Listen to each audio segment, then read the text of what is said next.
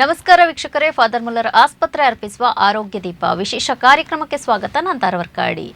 ವೀಕ್ಷಕರೇ, ಇವತ್ತಿನ ಕಾರ್ಯಕ್ರಮದಲ್ಲಿ ನಾವು ಮಕ್ಕಳ ರಕ್ತದ ಆರೋಗ್ಯ, ಪೋಷಕರು ತಿಳಿಯಲೇಬೇಕಾದಂತಹ ವಿಚಾರಗಳು, ಈ ವಿಚಾರದ ಕುರಿತು ಸಾಕಷ್ಟು ಮಾಹಿತಿಯನ್ನು ಪಡೆಯಲಿಕ್ಕಿದ್ದೇವೆ. ಈ ಮಾಹಿತಿಯನ್ನು ಕೊಡೋದಕ್ಕೆ ನಮಗೆ ಫಾದರ್ ಮುಲ್ಲರ್ ಆಸ್ಪತ್ರೆಯ ಪೀಡಿಯಾಟ್ರಿಕ್ ವಿಭಾಗದ ಅಸೋಸಿಯೇಟ್ ಪ್ರೊಫೆಸರ್ ಆಗಿರುವಂತಹ ಡಾಕ್ಟರ್ ಚಂದನ ಪೈ ಇದ್ದಾರೆ. ಬನ್ನಿವರನ್ನ ಕಾರ್ಯಕ್ರಮಕ್ಕೆ ಸ್ವಾಗತಿಸೋಣ. ಡಾಕ್ಟರ್, ಕಾರ್ಯಕ್ರಮಕ್ಕೆ ಸ್ವಾಗತ. Thank you so much.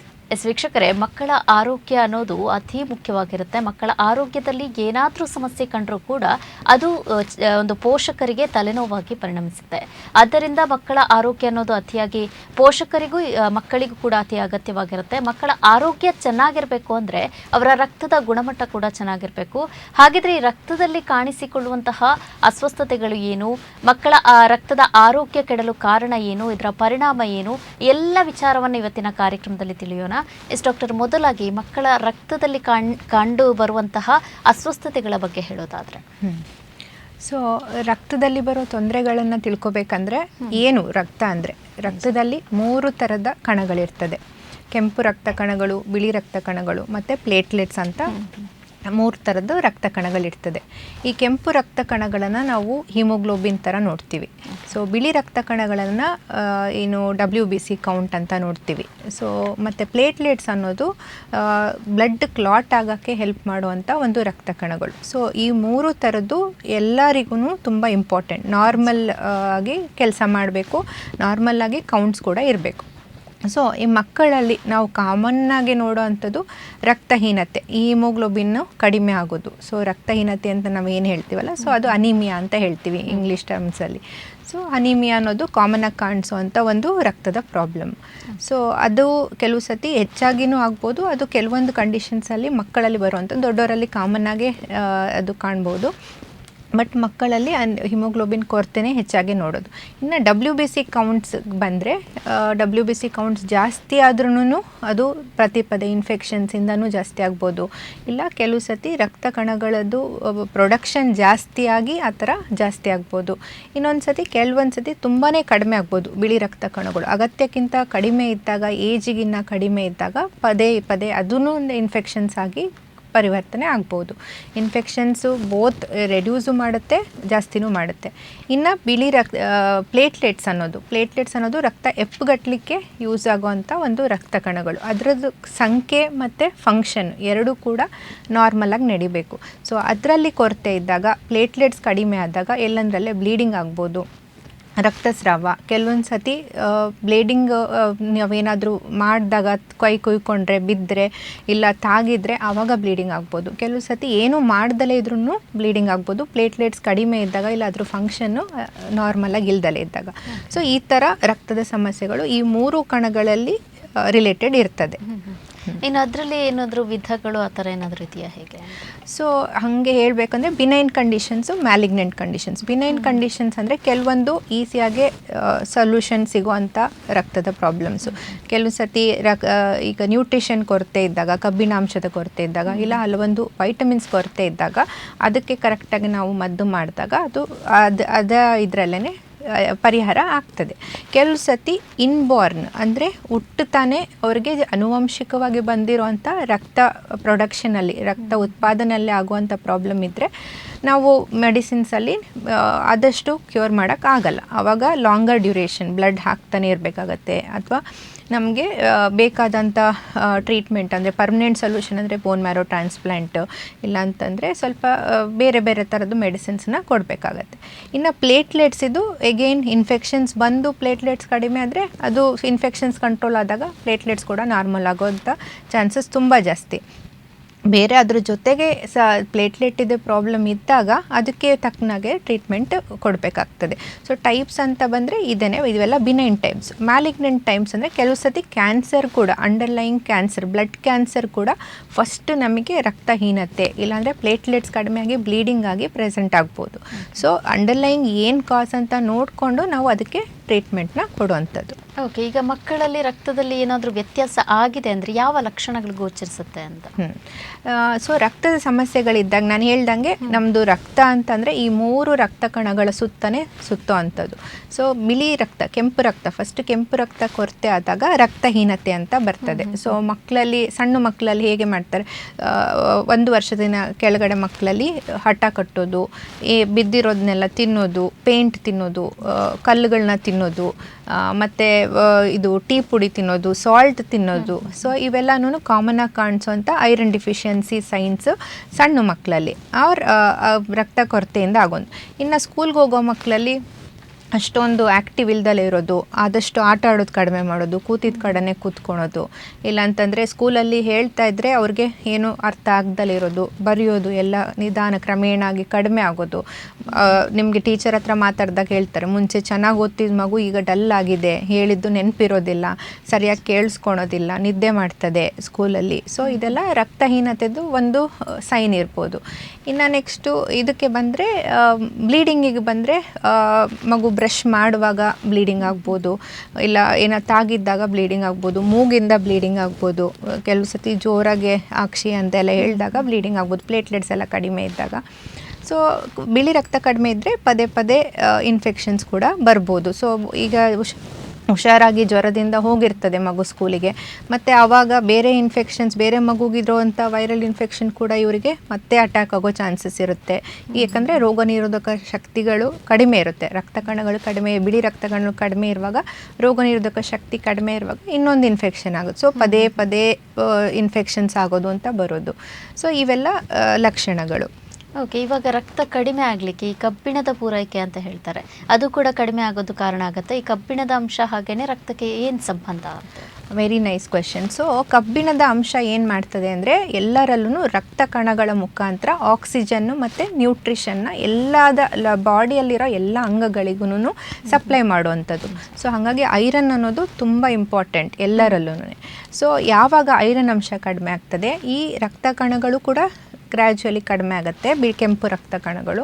So ಅದು ಕಡಿಮೆ ಆದರೆ ಆಕ್ಸಿಜನ್ ಕ್ಯಾರಿಂಗ್ ಕೆಪಾಸಿಟಿ ಕೂಡ ಕಡಿಮೆ ಆಗುತ್ತೆ, ಅಂದರೆ ಆಕ್ಸಿಜನ್ ಎಲ್ಲ ಕಡೆ ಸಂಚಾರ ಆಗೋದು ಕಡಿಮೆ ಆಗುತ್ತೆ ಬಾಡಿನಲ್ಲಿ. ಸೊ ಬ್ರೈನಿಗೆ ಆಕ್ಸಿಜನ್ ಕೂಡ ಕಡಿಮೆ ಆಗುತ್ತೆ, ವೀಕ್ನೆಸ್ ಆಗುತ್ತೆ, ಮಸಲಿಗೆ ಎಲ್ಲ ಕಡಿಮೆ ಆಗ್ತದೆ, ವೀಕ್ನೆಸ್ ಸ್ಟಾರ್ಟ್ ಆಗುತ್ತೆ, ವೆಯ್ಟ್ ಲಾಸ್ ಸ್ಟಾರ್ಟ್ ಆಗುತ್ತೆ, ತಿನ್ನಲಿಕ್ಕೆ ಆಗೋದಿಲ್ಲ, ನಿದ್ದೆ ಬರ್ತದೆ, ಮಗು ಮಲಗ್ತಿರುತ್ತೆ. ಸೊ ಹಾಗೆ ಕ್ರಮೇಣ ಮತ್ತು ಅದ್ರ ಜೊತೆಗೆ ಮತ್ತು ಇನ್ಫೆಕ್ಷನ್ ರಿಸ್ಕ್ ಕೂಡ ಜಾಸ್ತಿ ಆಗ್ತದೆ, ರೋಗ ನಿರೋಧಕ ಶಕ್ತಿ ಕ್ರಮೇಣ ಕಡಿಮೆ ಆಗ್ತಾ ಬರುತ್ತೆ. So anaemia it is like ಒಂಥರ ಸೈಕಲ್ ಥರ.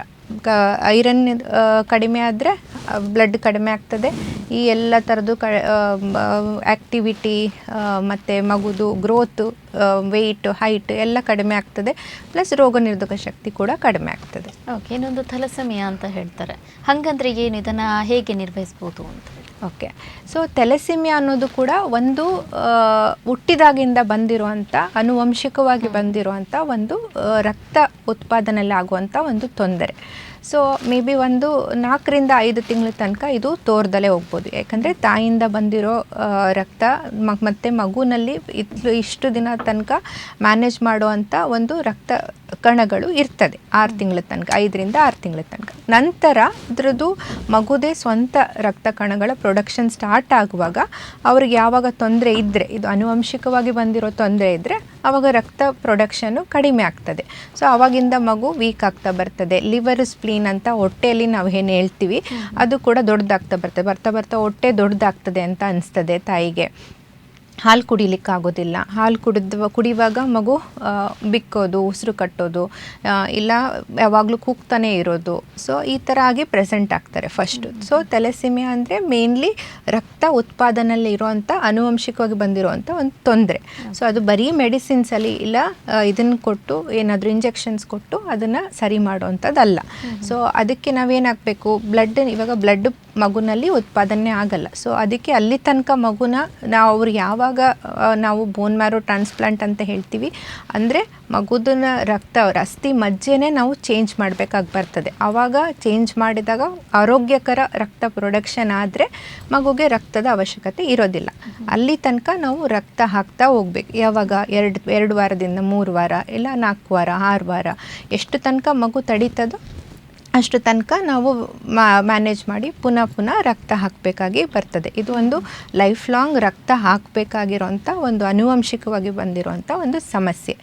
ಸೊ ಅದನ್ನು ಕರೆಕ್ಟ್ ಟೈಮಲ್ಲಿ ನಾವು ಐಡೆಂಟಿಫೈ ಮಾಡಿದ್ರೆ, ನಾವು ಕರೆಕ್ಟಾಗಿ ಟ್ರೀಟ್ಮೆಂಟ್ ಸ್ಟಾರ್ಟ್ ಮಾಡಿದ್ರೆ ಅವರು ನಿಮ್ಮಂತೆ ಎಲ್ಲರ ಥರನೂ ನಾರ್ಮಲ್ ಲೈಫನ್ನು ಲೀಡ್ ಮಾಡ್ಬೋದು. ಆದರೆ ಅದೆಷ್ಟು ಬೇಗ ಆಗುತ್ತೋ ಅಷ್ಟು ಬೋನ್ ಮ್ಯಾರೋ ಟ್ರಾನ್ಸ್ಪ್ಲಾಂಟನ್ನು ನಾವು ಈಗಿನ ಕಾಲದಲ್ಲಿ ನಾವು ಡೆಫಿನೆಟ್ಲಿ ಅದನ್ನು ನೆಕ್ಸ್ಟ್ ಸ್ಟೆಪ್ ಆಗಿ ಕನ್ಸಿಡರ್ ಮಾಡ್ತೀವಿ. ಅಂದರೆ ಇವಾಗ ಮಕ್ಕಳಲ್ಲಿ ಅಕಸ್ಮಾತ್ ರಕ್ತ ಕಮ್ಮಿ ಆಗಿದೆ ಅಂತ ಗೊತ್ತಾದರೆ ಬೇರೆಯವರ ರಕ್ತವನ್ನು ಕೂಡ ಕೊಡ್ಬೋದಾ ಮಕ್ಕಳಿಗೆ, ಹೇಗೆ ಅಂತ? ಹೌದು. ಸೊ ಈಗ ಮುಂದೆ ಹಿಂದಿನ ಕಾಲದ ಥರ ಅನ್ಸೇಫ್ ಬ್ಲಡ್ ಟ್ರಾನ್ಸ್ಫ್ಯೂಷನ್ ಅಲ್ಲ. ಈಗ ಬ್ಲಡ್ ಟ್ರಾನ್ಸ್ಫ್ಯೂಷನ್ಸಲ್ಲಿ ಸುಮಾರು ರಿನೋವೇಷನ್ ಆಗಿದೆ. ಸೊ ನಮಗೆ ಏನಂದರೆ ಇವಾಗ ನಾವು ಕೂಡ ಸೇಫ್ಲಿ ರಕ್ತದಾನ ಮಾಡ್ಬೋದು. ಮತ್ತು ರಕ್ತದಾನ ಮಾಡಿರೋದನ್ನು ಕೂಡ ಚೆಕ್ ಮಾಡ್ತಾರೆ. ಹಲವಾರು ವಿಧದಲ್ಲಿ ಚೆಕ್ಕಿಂಗ್ ಆಗ್ತದೆ. ಸೊ ಇನ್ಫೆಕ್ಷನ್ಸ್ ಇರ್ಬೋದು, ಗ್ರೂಪ್ಗಳಲ್ಲಿ ಎಕ್ಸ್ಟೆಂಡೆಡ್ ಬ್ಲಡ್ ಗ್ರೂಪಿಂಗ್ ಕೂಡ ಇರ್ಬೋದು. ಸೊ ಜಸ್ಟ್ ಒಂದು ABO ಬ್ಲಡ್ ಗ್ರೂಪ್ ಅಲ್ಲ. ಸೊ ಎಲ್ಲ ಥರದೂ ಟೆಸ್ಟ್ ಮಾಡಿ ಮತ್ತು ಮಕ್ಕಳಿಗೆ ಏನು ಬೇಕೋ, ಬರೀ ಕೆಂಪು ರಕ್ತ ಬೇಕಂದರೆ ಬರೀ ಕೆಂಪು ರಕ್ತ ಮಾತ್ರ ಕೊಡೋವಂಥದ್ದು. ಬಿಳಿ ರಕ್ತ, ಪ್ಲೇಟ್ಲೆಟ್ಸು ಅವೆಲ್ಲ ಅಗತ್ಯ ಇರೋದ್ರಿಂದ ಅದನ್ನು ಕೊಡೋವಂಥ ಅವಶ್ಯಕತೆ ಇರಲ್ಲ. ಸೊ ಸೇಫ್ಲಿ ಮಕ್ಕಳಿಗೆ ಬೇಕಾದಷ್ಟು ಅಮೌಂಟ್, ವಾಲ್ಯೂಮ್ ಅಷ್ಟನ್ನು ಕೊಡ್ಬೋದು. ಅವರಿಗೆ ಏಜಿಗೆ ತಕ್ಕನಾಗೆ, ವೆಯ್ಟಿಗೆ ತಕ್ಕನಾಗೆ ಕೊಡುವಂಥದ್ದು. ಸೊ ಸೇಫ್ಲಿ ಕೊಡ್ಬೋದು. ಓಕೆ, ಇವಾಗ ಆನುವಂಶಿಕತೆ ಅಂತ ಹೇಳಿದರೆ ಅವಾಗಿಂದ, ಹಾಗಿದ್ರೆ ಈ ಒಂದು ರಕ್ತದ ಸಮಸ್ಯೆ ಅನ್ನೋದು ವಂಶ ಪಾರಂಪರ್ಯವಾಗಿ ಮುಂದುವರಿಯುವಂಥ ಚಾನ್ಸಸ್ ಇರುತ್ತಾ, ಹೇಗೆ?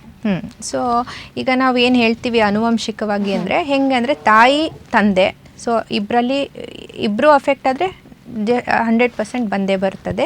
ಇದಿಬ್ಬರಲ್ಲಿ ಒಬ್ಬರು ಎಫೆಕ್ಟ್ ಆಗಿದ್ರೂ ಕೂಡ 50% ಬರುವಂಥ ಚಾನ್ಸಸ್ ಇರುತ್ತೆ.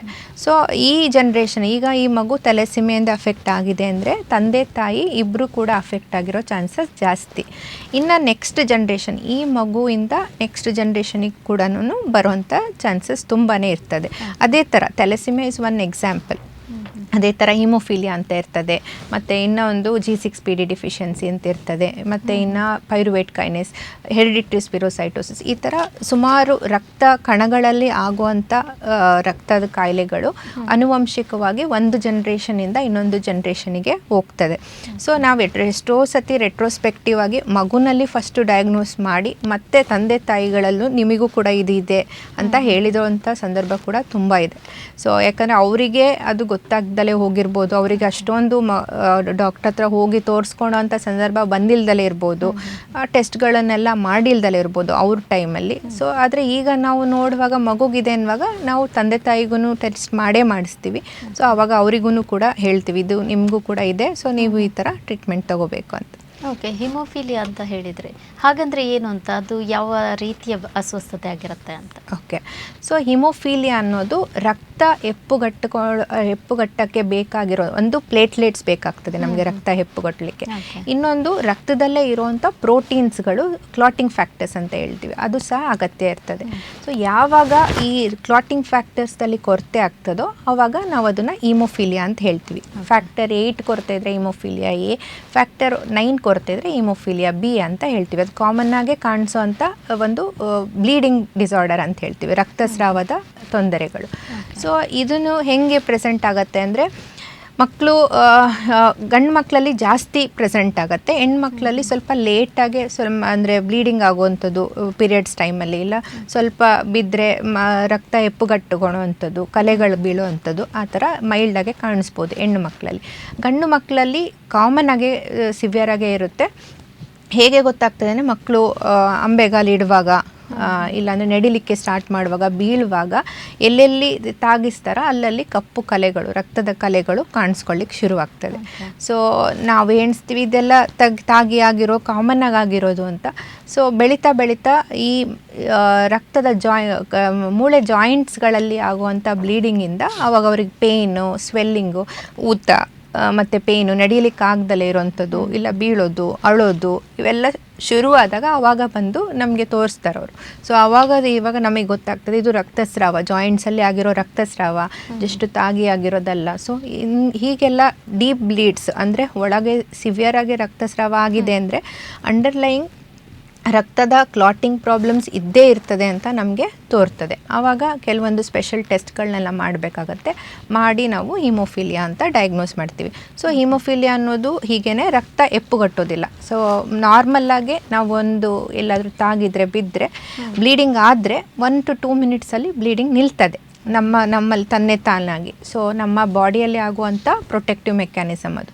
ಸೊ ಇವರಲ್ಲಿ ಈ ಕ್ಲಾಟಿಂಗ್ ಫ್ಯಾಕ್ಟರ್ಸ್ ಕೊರತೆ ಇರೋದ್ರಿಂದ ಸೊ ಬ್ಲೀಡಿಂಗ್ ನಿಲ್ದಲೇ ಹೋಗ್ಬೋದು. ಸೊ ಸುಮಾರು 10 ನಿಮಿಷ, 15 ನಿಮಿಷ, 20 ನಿಮಿಷ, ಸಮ್ಟೈಮ್ಸ್ ಲಾಂಗ್ ಟೈಮ್. ಈಗ ಕೆಲವು ಸತಿ ರೋಡ್ ಟ್ರಾಫಿಕ್ ಆಕ್ಸಿಡೆಂಟ್ ಆದಾಗ ಬ್ಲೀಡಿಂಗ್ ಆಗೋದೇ ಇಲ್ಲ ಅಂತ ನಿಲ್ತಾನೇ ಇಲ್ಲ ಅಂತ ಕರೆದುಕೊಂಡು ಬರ್ತಾರೆ.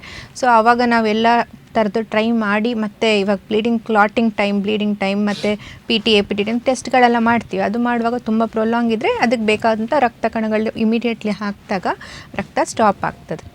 ಸೊ ಆ ಥರ ಬರುವಂಥ ರಕ್ತಸ್ರಾವದ ತೊಂದರೆ ಹಿಮೋಫಿಲಿಯಾ. ಓಕೆ, ಹಾಗಿದ್ರೆ ಇವಾಗ ಅಕಸ್ಮಾತಾಗಿ ಬ್ಲೀಡಿಂಗ್ ಆಗ್ತಾನೆ ಇಲ್ಲ ಅಂದರೆ ಏನಾದರೂ ತಾಗಿದ್ರೆ ಆಗ ರಕ್ತ ಕಡಿಮೆ ಇದೆ ಅಂತ ಅರ್ಥನ ಏನು? ಅದು ಸಹ ಇದೆ. ಸೊ ಇದು 2 ಎಕ್ಸ್ಟ್ರೀಮ್ಸ್. ಒಂದು ಎಕ್ಸ್ಟ್ರೀಮಾಗೆ ಬ್ಲೀಡಿಂಗ್ ಆಗುವಂಥದ್ದು, ಇನ್ನೊಂದು ರಕ್ತನೇ ಇಲ್ದಲೆ ಬ್ಲೀಡಿಂಗ್ ಆಗೋಕ್ಕೆ ಶಕ್ತಿ ಇಲ್ಲ. ಸೊ ಇವಾಗ ಯೂಶಲಿ ಏನು ಹೇಳ್ತಾರೆ, ಪೀರಿಯಡ್ಸ್ ಆಗೋ ಟೈಮಲ್ಲಿ ಬ್ಲೀಡಿಂಗ್ ತುಂಬ ಕಡಿಮೆ ಆಗ್ತಿದೆ ಅಂತ ಬರ್ತಾರೆ. 5 ದಿನ ಆಗೋ ಕಡೆ 1 ದಿನ 2 ದಿನ ಆಗೋದು.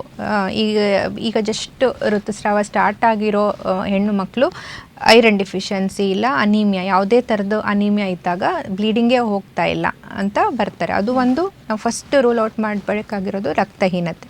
ಅದ್ರ ಜೊತೆಗೆ ಹಾರ್ಮೋನಲ್ ಪ್ರಾಬ್ಲಮ್ಸು, ಥೈರಾಯ್ಡ್ ಸಮಸ್ಯೆಗಳು ಮತ್ತು ಈ ಅಂಡಾಶಯದಲ್ಲಿ ಇಲ್ಲ ಗರ್ಭಾಶಯದಲ್ಲಿ ಇರುವಂಥ ತೊಂದರೆಗಳು ಕೂಡ ಇರ್ತದೆ. ಬಟ್ ಆದರೆ ಫಸ್ಟ್ದು ನಾವು ಇದು ಕೂಡ ರೂಲ್ ಔಟ್ ಮಾಡ್ತೀವಿ. ಓಕೆ, ಇನ್ನು ಕ್ಯಾನ್ಸರ್ ಅನ್ನೋದು ಈಗ ಮಕ್ಕಳಲ್ಲಿ ಕೂಡ ಕಾಣಿಸಿಕೊಳ್ತಾ ಇದೆ. ಈ ರಕ್ತದ ಕ್ಯಾನ್ಸರ್ ಕೂಡ ಮಕ್ಕಳಲ್ಲಿ ಕಾಣಿಸಿಕೊಳ್ಳುತ್ತಾ? ಈ ಲಕ್ಷಣಗಳು ಯಾವ ರೀತಿಯಾಗಿರುತ್ತೆ? ಸೊ ರಕ್ತದ ಕ್ಯಾನ್ಸರು ಮಕ್ಕಳಲ್ಲಿ ಕಂಡುಬರುವಂಥ ಕ್ಯಾನ್ಸರಲ್ಲಿ ಮೋಸ್ಟ್ ಕಾಮನ್ ಕ್ಯಾನ್ಸರ್. ಸೊ ಕಾಮನ್ನಾಗಿ ಕ್ಯಾನ್ಸರ್ ಅಂದರೆ ರಕ್ತ ಕ್ಯಾನ್ಸರ್.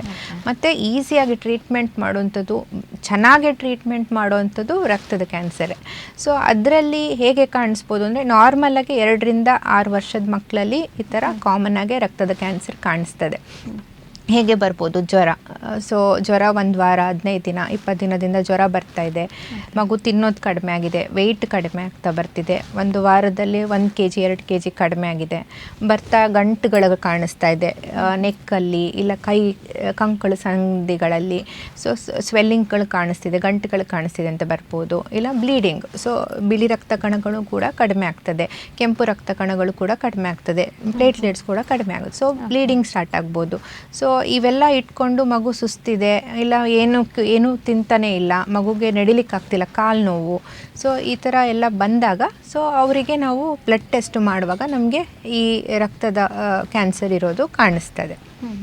ಇವಾಗ ಅಕಸ್ಮಾತಾಗಿ ರಕ್ತಹೀನತೆ ಇಲ್ಲ ರಕ್ತದಲ್ಲಿ ಏನಾದರೂ ಸಮಸ್ಯೆ ಇದೆ ಅಂತ ಆದರೆ ಆ ಮಕ್ಕಳು ಸಾಮಾನ್ಯರಂತೆ ಬದುಕಬಹುದಾ ಹೇಗೆ ಅಂತ? ಖಂಡಿತವಾಗಿಯೂ. ಸೊ ಇವಾಗಿನ ಕಾಲದ ಟ್ರೀಟ್ಮೆಂಟಲ್ಲಿ ನಾವು ನೋಡುವಾಗ ಸೊ ತುಂಬಾ ಅಡ್ವಾನ್ಸ್ ಆಗಿದೆ.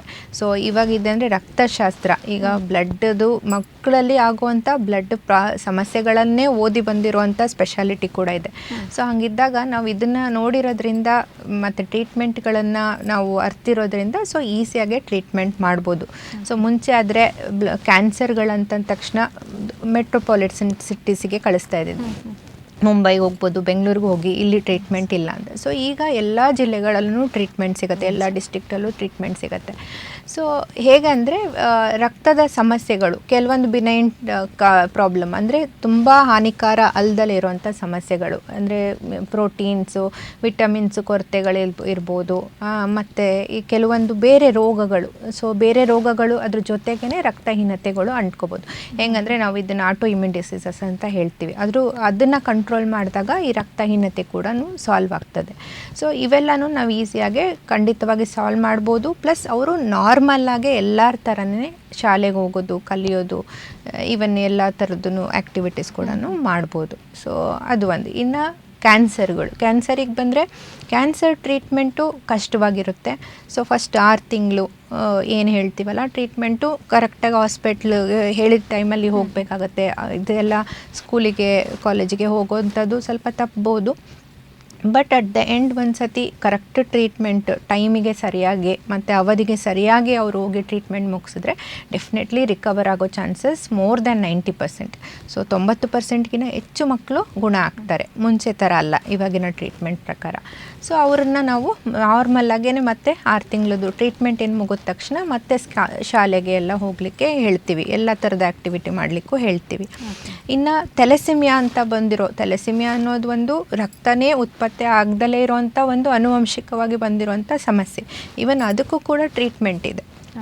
ಮುಂಚೆದು ಕಾಲ ನಾವೆಲ್ಲ ಓದುವಾಗ ಥೆಲಸಿಮಿಯಾ ಅಂದ ತಕ್ಷಣ ಮಕ್ಕಳು ಒಂದು 10 ವರ್ಷ 15 ವರ್ಷದ ತನಕ ಬದುಕ್ತಾರೆ, ಆಮೇಲೆ ಬದುಕೋದಿಲ್ಲ, ಅಷ್ಟೇ ಇದ್ದಿದ್ದು ನಾವು ನೋಡ್ತಾ ಇದ್ದಿದ್ದು ಅಷ್ಟೇ. ಸೊ ಬರ್ತಾರೆ, ಬ್ಲಡ್ ಹಾಕಿಸ್ಕೊತಾರೆ, ಹೋಗ್ತಾರೆ, ಅಟ್ ಸಮ್ ಪಾಯಿಂಟ್ ಅವ್ರು ಬರ್ತಾನೆ ಇರಲಿಲ್ಲ ಆ ಟೈಮಲ್ಲಿ. ಸೊ ಇವಾಗ ಹೇಗೆ ಅಂದರೆ ನಾವು ಎಷ್ಟು ಮಗುಗೆ ಗ್ರೋತ್ ಪಿಕಪ್ ಆಗಿ ಒಂದು 5 ವರ್ಷ 4 ವರ್ಷ ತನಕ ಮಕ್ಕಳನ್ನ ಚೆನ್ನಾಗೇ ಬೆಳವಣಿಗೆನ ಮಾಡಿಸ್ತೀವಿ ಬ್ಲಡ್ ಹಾಕಿ. ಮತ್ತು ಅದಕ್ಕೆ ಐರನ್ ಅಂಶ ಜಾಸ್ತಿ ಆಗಿರ್ತದೆ ಥೆಲಸಿಮಿಯಾದಲ್ಲಿ. ಸೊ ಅಂಥ ಅಂಶಗಳನ್ನು ಕೂಡ ಕಂಟ್ರೋಲ್ ಮಾಡಿ ಮಗು ಗ್ರೋತನ್ನು ಒಂದು ಸತಿ ಚೆನ್ನಾಗಿ ಮಾಡಾದ್ಮೇಲೆ ಬೋನ್ ಮ್ಯಾರೋ ಟ್ರಾನ್ಸ್ಪ್ಲಾಂಟ್, ಅಸ್ಥಿ ಮಜ್ಜೆ ಬದಲಾವಣೆ, ಅದನ್ನು ಮಾಡಿಸಿದಾಗ ಅವ್ರದ್ದು ಆದಷ್ಟು ಬೇಗ ಅವರು ರಿಕವರಿ ಆಗಿ ನಾರ್ಮಲ್ಲಾಗೆ ರಕ್ತ ಉತ್ಪಾದನೆ ಆಗುವಂಥ ಚಾನ್ಸಸ್ ಇವಾಗ ತುಂಬ ಜಾಸ್ತಿ ಇದೆ. ಸೊ ಮುಂಚಿದವ್ರು ಥ್ಯಾಲಸೆಮಿಯಾದವ್ರಿಗೆ ಇವಾಗ ಏನೂ ಟ್ರೀಟ್ಮೆಂಟ್ ಇಲ್ಲ. ಅವರು ಒಂದು 20 ವರ್ಷ ಆಗಿದ ಅವರಿಗೆ ಅಂತ ಸದ್ಯಕ್ಕೆ ನಮ್ಮಲ್ಲಿ ಆಫರ್ ಮಾಡುವಂಥ ಟ್ರೀಟ್ಮೆಂಟ್ ಇಲ್ಲ. ಬಟ್ ಆದರೆ 3-4 ವರ್ಷದಲ್ಲಿರೋ ಮಕ್ಕಳನ್ನೆಲ್ಲ ನಾವು ಟ್ರಾನ್ಸ್ಪ್ಲಾಂಟಿಗೆ ರೆಡಿ ಮಾಡ್ತಾ ಇದ್ದೀವಿ. ಯಾಕಂದರೆ ಅವ್ರು ಮುಂದೆ ನಿಮ್ಮಂದು ಎಲ್ಲರ ಥರನೂ ಒಂದು 50-60 ವರ್ಷ ಚೆನ್ನಾಗಿ ಬದುಕಬೇಕು ಅನ್ನೋ ಕಾರಣದಿಂದ. ಓಕೆ, ಹಾಗಿದ್ರೆ ಯಾವ ರೀತಿಯ ಬದಲಾವಣೆಯ ಒಂದು ಟ್ರೀಟ್ಮೆಂಟ್ ಆಗಿದೆ ಇವಾಗ ಅಂತೇಳಿ? ಸೊ ಇದು ಐರನ್ ಡಿಫಿಷಿಯನ್ಸಿ ಅಂದರೆ ಸುಮಾರು ಥರದ್ದು ಐರನ್ಗಳು ಬಂದಿದ್ದಾವೆ. ಸೊ ಅದೆಲ್ಲ ಕೆಲವು ಸತಿ ಮಕ್ಕಳು ತಗೊಳೋದಿಲ್ಲ ಟ್ರೀಟ್ಮೆಂಟ್. ಟೇಸ್ಟ್ ಇರ್ಬೋದು, ಹೊಟ್ಟೆ ನೋವು, ವಾಂತಿ ಇವೆಲ್ಲ ಬರುವಂಥ ಸಣ್ಣದಿಂದ ಹೇಳ್ತಾ ಇದ್ದೀನಿ. ಸೊ ಅದು ಸಹ ಬಂದಿರ್ಬೋದು. ಅದರಿಂದ ಬದಲಾವಣೆ ಆಗಿ ಈಗ ಟಾಲರಬಲ್ ಟ್ಯಾಬ್ಲೆಟ್ಸು, ಸಿರಪ್ಸು ಮಕ್ಕಳಿಗೆ ಬೇಕಾದ ರೀತಿಯಲ್ಲಿ ಈಗ ಅವೈಲಬಲ್ ಇದೆ.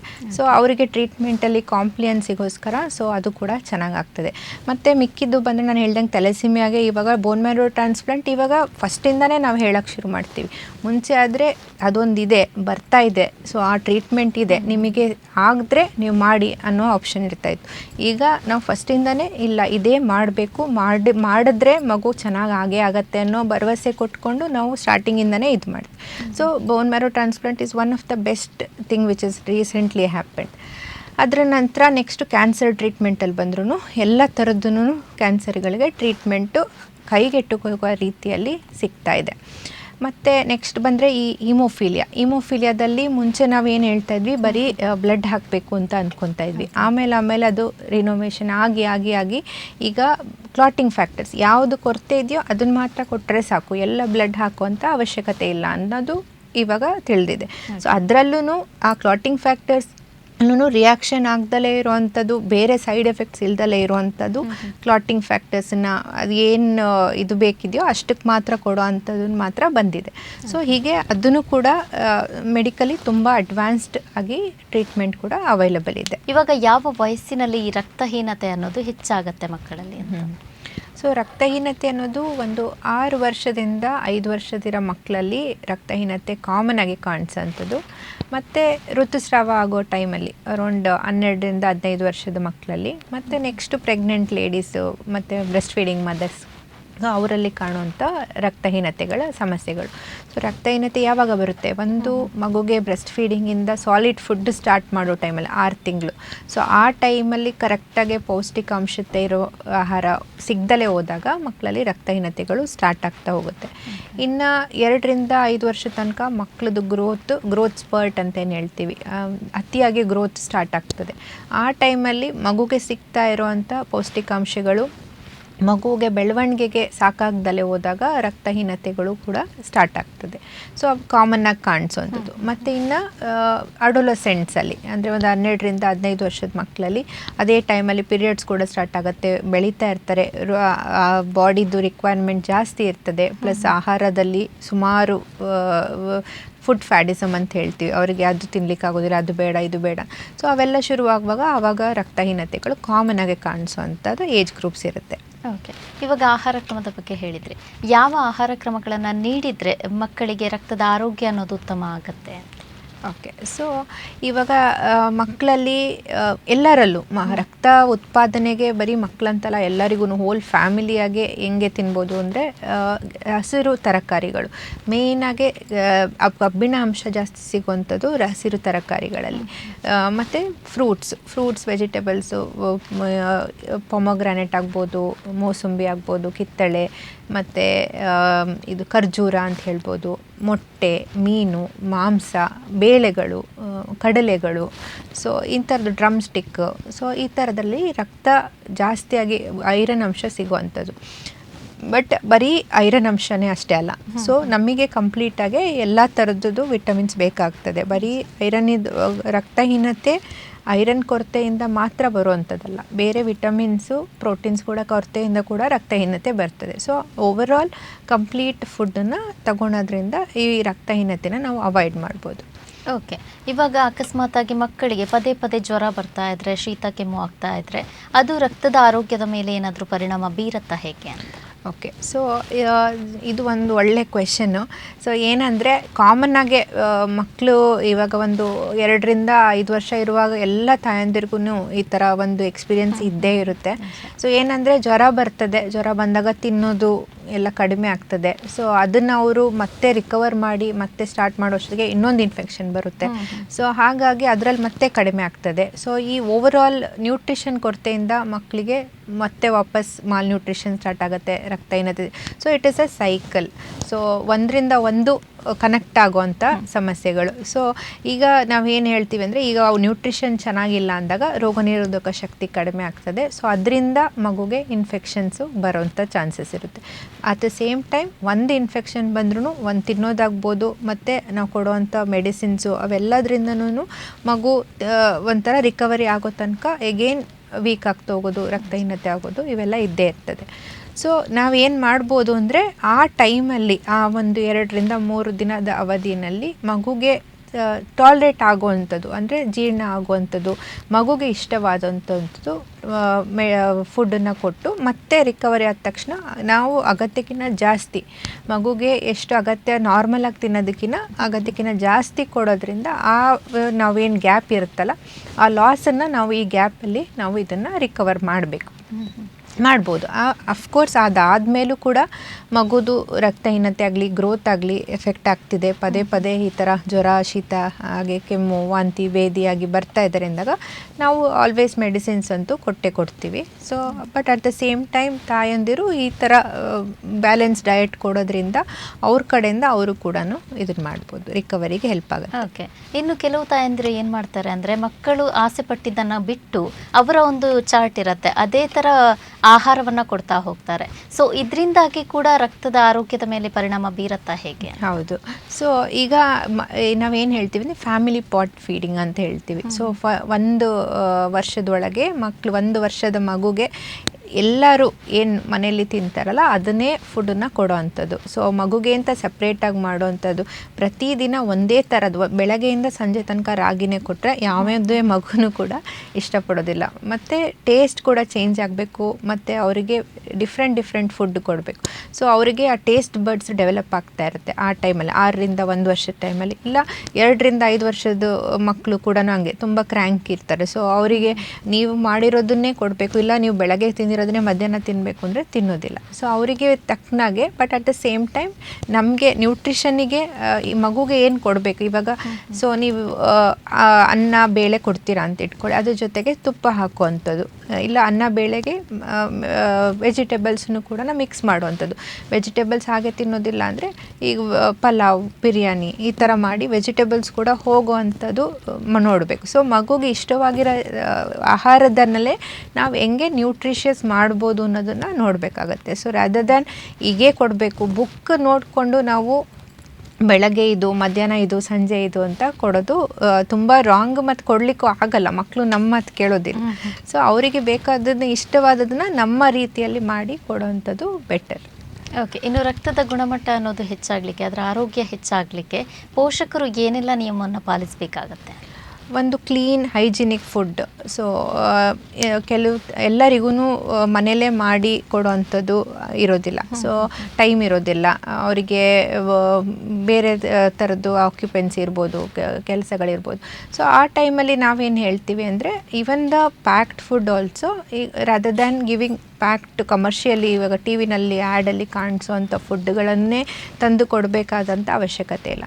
ನಮ್ಮ ರೀಚಲ್ಲಿ ಏನು ಇವಾಗ ನವಧಾನ್ಯದ ಎಲ್ಲ ಥರದ ಬೇಳೆಗಳದ್ದು ಒಂದು ಏನಿರುತ್ತೆ ಪೌಡರ್ ಸಿಗ್ತದೆ, ಅದನ್ನು ಉಪಯೋಗಿಸ್ಕೋಬೋದು. ಅದಕ್ಕೆ ನೀವು ಡ್ರೈ ಫ್ರೂಟ್ಸ್ನೆಲ್ಲ ಆ್ಯಡ್ ಮಾಡಿ ಕೊಡ್ಬೋದು. ಎಗೇನ್ ಡ್ರೈ ಫ್ರೂಟ್ಸಲ್ಲಿ ದ್ರಾಕ್ಷಿ, ಗೋಡಂಬಿ ಇವೆಲ್ಲನೂ ಐರನ್ ಅಂಶ, ಎಲ್ಲ ಕಬ್ಬಿಣ ಅಂಶ ಜಾಸ್ತಿ ಮಾಡೋವಂಥದ್ದು.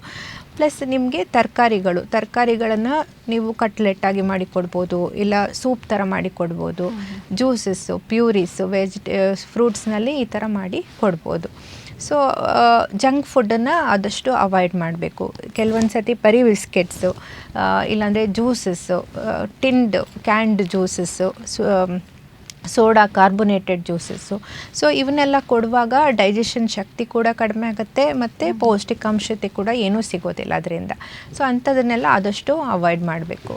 ಮತ್ತು ರೆಗ್ಯುಲರಾಗಿ ಡಿವರ್ಮಿಂಗ್ ಅಂತ ಮಾಡ್ತೀವಿ. ಮಕ್ಕಳಂದರೆ ಆಟ ಆಡುವಾಗ ಚಪ್ಪಲಿ ಇಲ್ದಲೆ, ಇಲ್ಲ ಮಣ್ಣಲ್ಲಿ ಆಟ ಆಡೋವಂಥದ್ದು, ಇಲ್ಲ ಮತ್ತು ಕೈ ಚೆನ್ನಾಗಿ ತೊಳಿದಲೇ ಇರೋವಂಥದ್ದು.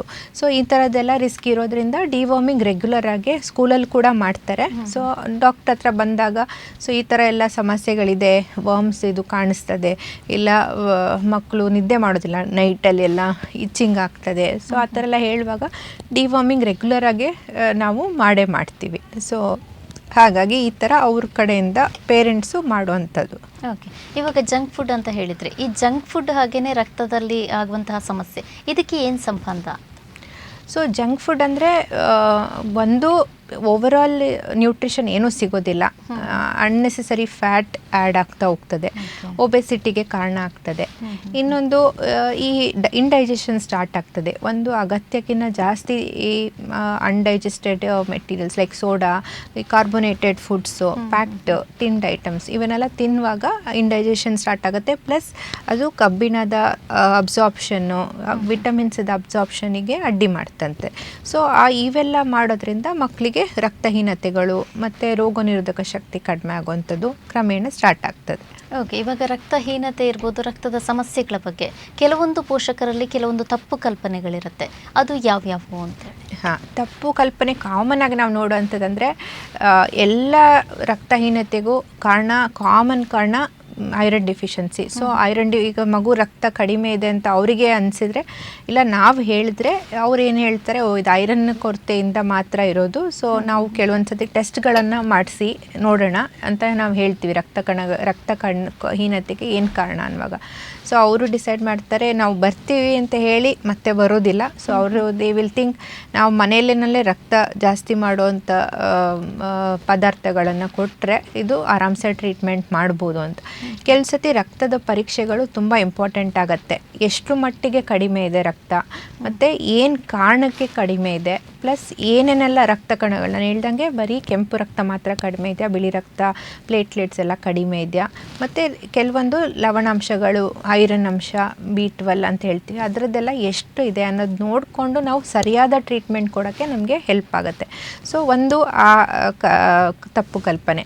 ಇನ್ನೊಂದು, ಟ್ರೀಟ್ಮೆಂಟ್ ಕೊಟ್ಟ ಮೇಲೆ ಅವರಿಗೆ ಅಪೆರೆಂಟ್ಲಿ ಚೆನ್ನಾಗಾಗ್ತಾರೆ. ಸ್ಟಾರ್ಟಿಂಗಲ್ಲಿ ಮೆಡಿಸಿನ್ಸ್ ಹೋಗೋಕ್ಕಿಂತ ಮುಂಚೆ ಎಷ್ಟು ತೊಂದರೆ ಇರುತ್ತಲ್ಲ, ಒಂದು 15 ದಿನ 20 ದಿನ ಆದ ಕೂಡಲೇ ಮಗು ನಾರ್ಮಲ್ ಸ್ಥಿತಿಯಲ್ಲಿ ಬರ್ತದೆ. ಸೊ ನಾರ್ಮಲ್ ಸ್ಥಿತಿ ಬಂದ ಮೇಲೆ ಕೆಲವ್ರು ಥಿಂಕ್ ಮಾಡ್ತಾರೆ, ಸೊ ಮೆಡಿಸಿನ್ ಇಷ್ಟು ದಿನ ಅವರು ಹೇಳಿರೋ ಥರ 3 ತಿಂಗಳು ಕೊಡೋ ಅವಶ್ಯಕತೆ ಇರೋದಿಲ್ಲ.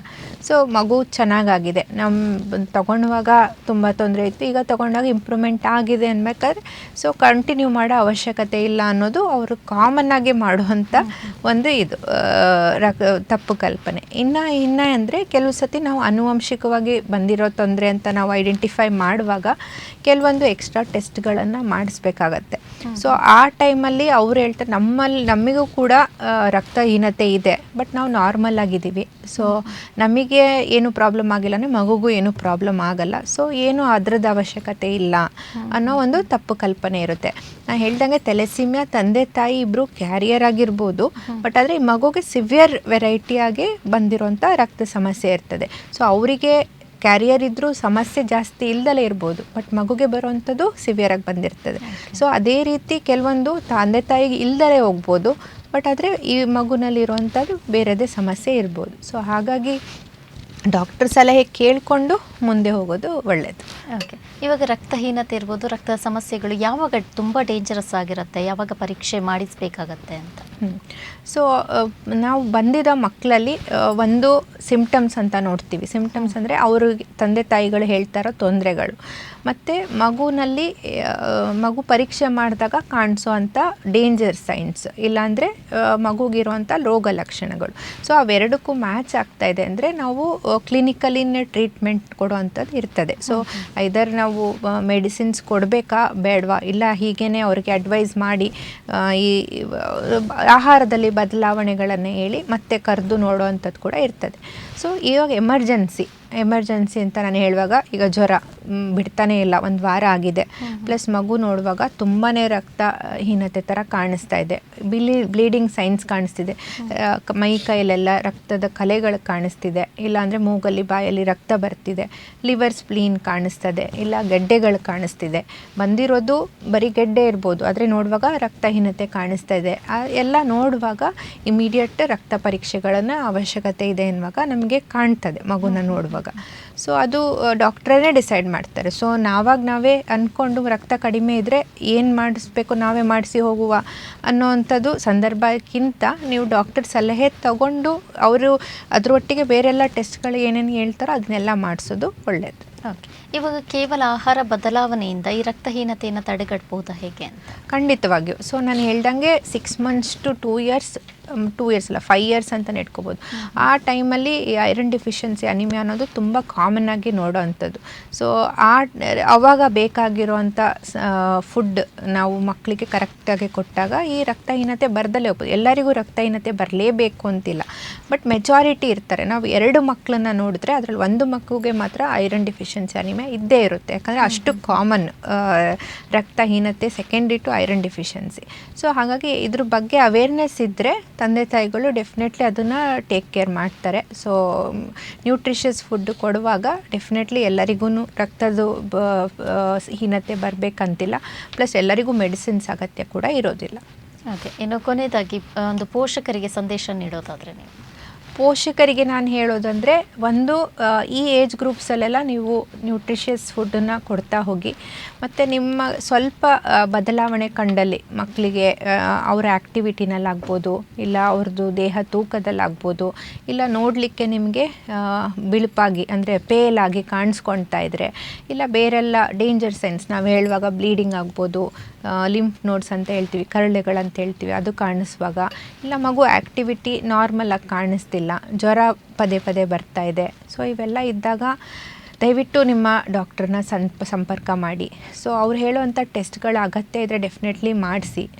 ಸೊ ಅದು ಮಾಡಿಸಿದ ನಂತರ ಟ್ರೀಟ್ಮೆಂಟ್ ಕೂಡ ಕೆಲವೊಂದು ಇಮಿಡಿಯೇಟ್ ಟ್ರೀಟ್ಮೆಂಟ್ ಮಾಡುವಾಗ ಸೊ ಅಡ್ಮಿಷನ್ ಬೇಕಾಗ್ಬೋದು, ಕೆಲವು ಸತಿ ಬಾಯಿಗೆ ಮದ್ದು ಹಾಕಿ ಕೊಟ್ಟು ನೀವನ್ನ ಕರೆದು ಮತ್ತೆ ಎಕ್ಸಾಮಿನ್ ಮಾಡಿ ಕೂಡ ನೋಡ್ತಾರೆ. ಚೆನ್ನಾಗಾಗ್ತಾಯಿದೆ ಅಂದರೆ ಅದು ಇಷ್ಟು ಮಟ್ಟಿಗೆ ಸಾಕಾಗ್ತದೆ, ಇಲ್ಲ ಈ ಕೋರ್ಸ್ ಮಾಡಿ ಬಿಡಿ ಹೀಗೆ ಹೇಳ್ತಾರೆ. ಸೊ ಇದನ್ನು ಖಂಡಿತವಾಗಿ ನೀವು ಪಾಲನೆ ಮಾಡಬೇಕು.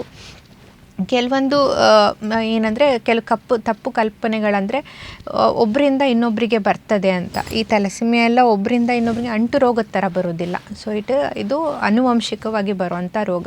ಸೊ ಹಾಗೆ ನಾವು ನಮ್ಮ ಮಕ್ಕಳು ಅವರ ಮಕ್ಕಳಲ್ಲಿ ನಮ್ಮ ಒಂದೇ ಮನೆಯಲ್ಲಿ ಬೇರೆ ಮಗು ಥ್ಯಾಲಸೀಮಿಯಿಂದ ಇದ್ದರೆ ನಮ್ಮ ಮಗು ಅವ್ರ ಮಗು ಜೊತೆ ಇರಲಿಕ್ಕೆ ಆಟ ಆಡಲಿಕ್ಕೆ ಏನೂ ಸಮಸ್ಯೆ ಇಲ್ಲ. ಹಾಗೆ ರಕ್ತದಾನ ಈಸ್ ಪ್ರೀಷಿಯಸ್. ಸೊ ಅದೊಂದು ದೇವರು ಕೊಟ್ಟಿರೋವಂಥ ವರ ಅಂತ ಹೇಳ್ಬೋದು. ಸೊ ಎಷ್ಟೊಂದು ಈಗ ನಮ್ಮಲ್ಲೇ ಫಾದರ್ ಮುಲ್ಲರ್ ಆಸ್ಪತ್ರೆಯಲ್ಲಿ 150 ಮಕ್ಕಳು ಬರ್ತಾರೆ ಪ್ರತಿ ತಿಂಗಳು ಥ್ಯಾಲಸೀಮಿಯಾ ಕಾಯಿಲೆಯಿಂದ. ಸೊ ಇಡೀ ದಕ್ಷಿಣ ಕನ್ನಡ ಪಕ್ಕದ ಜಿಲ್ಲೆಗಳು ಮತ್ತು ಕೇರಳ ಕಡೆಯಿಂದನೂ ಪ್ರತಿ ತಿಂಗಳು ರಕ್ತ ಹಾಕಿಸ್ಕೊಳ್ಳಿಕ್ಕೆ ಬರ್ತಾರೆ. ಸೊ ಅಂಥವ್ರಿಗೆಲ್ಲನೂ ರಕ್ತದಾನ ತುಂಬ ಇಂಪಾರ್ಟೆಂಟು. ಎಲ್ಲರಿಗೂ ಬ್ಲಡ್ ಮೆಡಿಸಿನ್ಸನ್ನ ದುಡ್ಡು ಕೊಟ್ಟು ತಗೋಬೋದು, ಬ್ಲಡ್ಡನ್ನು ತಗೊಳ್ಳಿಕ್ಕೆ ಆಗೋದಿಲ್ಲ. ಸೊ ನಮ್ಮ ಕೈಯಲ್ಲಿ ಆದಾಗ ನಾವು ಆರೋಗ್ಯವಾಗಿರುವಾಗ ರಕ್ತದಾನ ಮಾಡಬೇಕು ಎಲ್ಲರೂ. ಸೊ ಹಾಗಾಗಿ ಅದೊಂದು ನಾನೊಂದು ರಿಕ್ವೆಸ್ಟ್ ಮಾಡೋಕ್ಕೆ ಇಷ್ಟಪಡ್ತೀನಿ. ಎಸ್ ಡಾಕ್ಟರ್, ಇಷ್ಟೊತ್ತು ಸಾಕಷ್ಟು ಮಾಹಿತಿಯನ್ನು ನೀಡಿದ್ರಿ, ಧನ್ಯವಾದಗಳು doctor. Thank you so much. ವೀಕ್ಷಕರೇ, ಸರಿಯಾದ ಆಹಾರ ಕ್ರಮ ಉತ್ತಮ ಆರೋಗ್ಯಕ್ಕೆ ಕಾರಣ ಆಗುತ್ತೆ ಅಂತ ಹೇಳ್ತಾ ಇದಾಗಿತ್ತು ಈ ವಾರದ ಆರೋಗ್ಯ ತಿಪ್ಪ. ಮತ್ತಷ್ಟು ಸುದ್ದಿ ಹಾಗೂ ಮನೋರಂಜನೆಗಾಗಿ ನೋಡ್ತಾ ಇರಿ ದೈಜ್ ವರ್ಲ್ಡ್ 24/7.